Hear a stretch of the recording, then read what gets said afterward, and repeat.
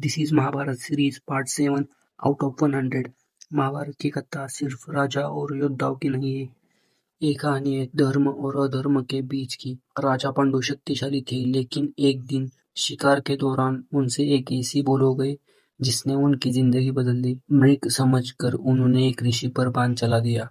मृत्यु से पहले ऋषि ने श्राप दिया, जिस क्षण तुम किसी स्त्री के निकट जाओगे उसी क्षण तुम्हारी मृत्यु हो जाएगी। यह श्राप सिर्फ पांडु का नहीं था, ये पूरे कुरुवंश के भविष्य का श्राप था। पांडु ने राजपाट त्याग दिया और पत्नियों कुंती और मदिरा के साथ वन में रहने लगे। राजा होकर भी वह पिता नहीं बन सकते थे। वन का संता उन्हें मन के खालीपन को और गहरा करता गया।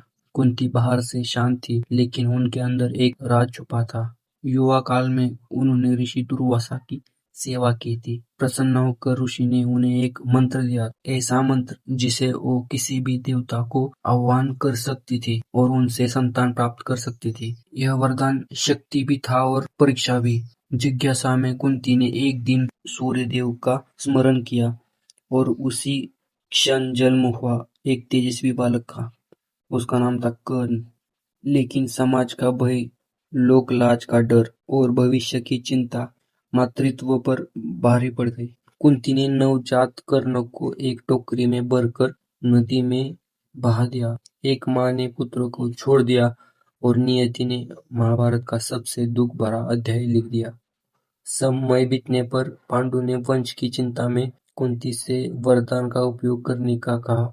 इस बार उद्देश्य पवित्र था। धर्मराज के आह्वान से जन्म हुआ युधिष्ठिर का। धर्म और सत्य का प्रतीक। वायुदेव से जन्म हुआ भीम का असीम शक्ति और साहस। इंद्रदेव से जन्मे अर्जुन, धनुर्विद्या का महान योद्धा। कुंती ने यह मंत्र मद्री को सौंप दिया।